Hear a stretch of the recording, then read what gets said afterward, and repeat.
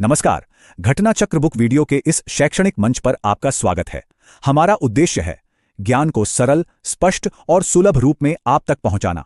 आइए आरंभ करते हैं अध्ययन और सफलता की इस यात्रा को। नमस्कार और स्वागत है इस चर्चा में। आज हम बात करने वाले हैं उस जीवन धारा की जो हमारे वजूद का आधार है, ब्लड, यानी हमारा रक्त। ये सिर्फ कोई लाल रंग का लिक्विड नहीं है, नहीं, ये तो एक पूरी जीती जागती हलचल करती हुई दुनिया है जो हमारे शरीर के कोने कोने में दौड़ती है। तो चलिए इस अदृश्य नदी के राज खोलते हैं। तो सवाल ये उठता है कि हमारे शरीर में जो ये जीवन की नदी बह रही है, उसमें आखिर है क्या? सुनने में तो ये बड़ा सीधा सा सवाल लगता है ना? लेकिन इसका जवाब हमें हमारे शरीर के एक सबसे कमाल के और पेचीदा सिस्टम की सैर पर ले जाएगा। तो चलिए पता लगाते हैं कि आखिर इसमें है क्या। तो सबसे पहले बिल्कुल बेसिक से शुरू करते हैं।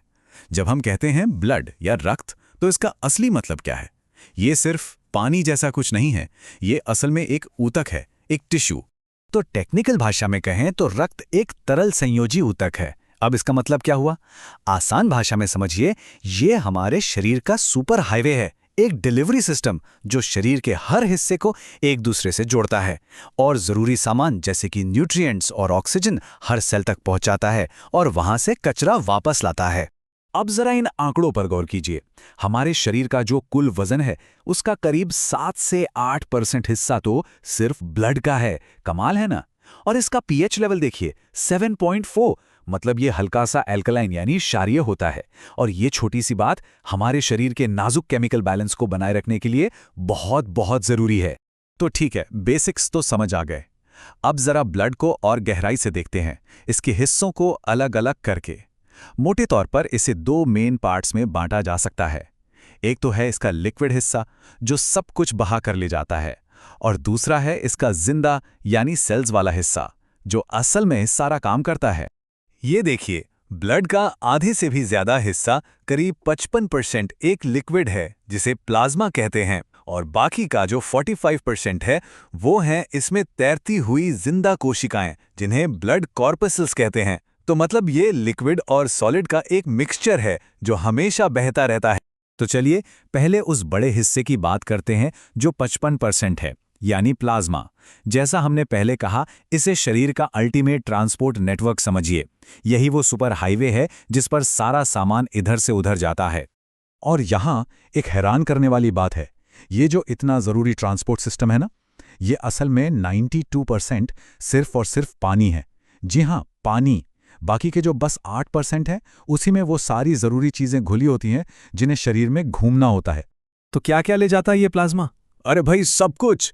हमारे खाने से मिले न्यूट्रिएंट्स, शरीर को मैसेज देने वाले हार्मोन्स, गैसें, और यहाँ तक के सेल्स से निकलने वाला कचरा यानी वेस्ट प्रोडक्ट्स भी। सोचिए, ये एक ऐसी बिजी कुरियर सर्विस है जो 24 घंटे काम करती है, हर कोने में डिलीवरी भी करती है और कचरा भी उठाती है। चलिए अब प्लाज्मा से आगे बढ़ते हैं और बात करते हैं उस 45% जिंदा हिस्से की, यानी ब्लड सेल्स की। यही तो हैं हमारे शरीर के असली वर्कर्स, हमारी अंदरूनी फौज और रिपेयर टीम। इसमें खास तरह के सिपाही भी हैं, डॉक्टर्स भी हैं और मरम्मत करने वाले कर्मचारी भी। अब जरा यहां देखिए, ये दिखाता है कि इन सेल्स की आबादी में किसका दबदबा है। और ये सच में हैरान करने वाला है। जितनी भी सेल्स हैं उनमें से 99%, जी 99% सिर्फ एक ही तरह की हैं, रेड ब्लड सेल्स। और बाकी सारी सेल्स, मतलब हमारे गार्ड्स और रिपेयर वाले, वो सब मिलकर सिर्फ 1% हैं। तो ये जो मेजॉरिटी वाली सेल है, रेड ब्लड सेल या आरबीसी, इसका बस एक लेकिन सबसे जरूरी काम है। वो काम है हमारे फेफड़ों से ऑक्सीजन उठाना और उसे शरीर के हर एक सेल तक, हर एक कोशिका तक पहुंचाना। तो सवाल ये है कि ये ऑक्सीजन ले कैसे जाती हैं? वेल, इनके पास एक सुपर प्रोटीन होता है जिसका नाम है हीमोग्लोबिन। यही हीमोग्लोबिन ऑक्सीजन को पकड़ता है, और मजे की बात, इसी में मौजूद हीम नाम का पिगमेंट है जिसकी वजह से खून का रंग लाल होता है। और जब शरीर में इसी हीमोग्लोबिन की कमी हो जाती है तो उस कंडीशन को अनीमिया कहते हैं। अच्छा, अब आते हैं उस छोटे से 1% पर। इसमें है व्हाइट ब्लड सेल्स, यानी WBCs। ये हैं हमारे शरीर के इम्यून सिस्टम के सोल्जर्स, हमारे बॉडीगार्ड्स।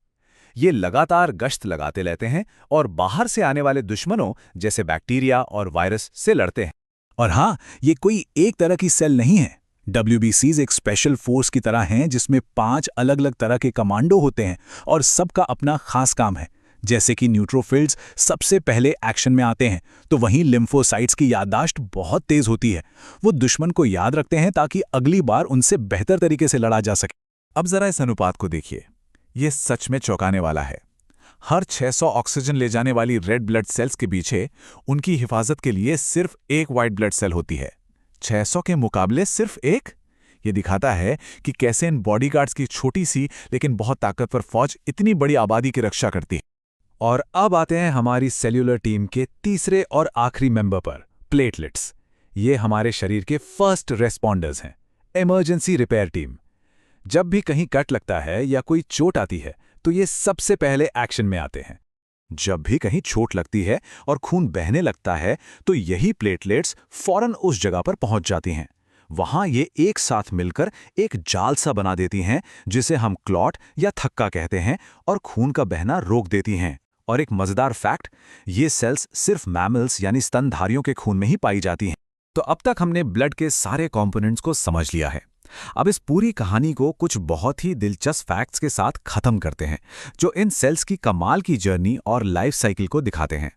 जरा सोचिए इस बारे में। एक रेड ब्लड सेल जो अभी इसी वक्त हमारे शरीर में ऑक्सीजन पहुंचा रही है, वो औसतन सिर्फ 120 दिन मतलब करीब 4 महीने ही जिंदा रहती है। उसके बाद उसकी जगह एक नई फ्रेश सेल ले लेती है। तो सवाल ये है कि हर रोज ये अरबों नई सेल्स आती कहां से हैं? इन सभी ब्लड सेल्स का जन्म होता है हमारी हड्डियों के अंदर, एक स्पंजी टिश्यू में जिसे रेड बोन मैरो कहते हैं। ये हमारे शरीर की एक ऐसी फैक्ट्री है जो कभी नहीं थकती। और जब इन रेड ब्लड सेल्स की 120 दिन की जिंदगी पूरी हो जाती है तो ये कहाँ जाती हैं? ये जाती हैं स्प्लीन में, जिसे पुरानी ब्लड सेल्स का कब्रिस्तान भी कहा जाता है। वहां इन्हें रिसाइकिल किया जाता है। इतना ही नहीं, स्प्लीन एक्स्ट्रा ब्लड को स्टोर भी करता है। मतलब ये एक तरह का इमरजेंसी ब्लड बैंक भी है।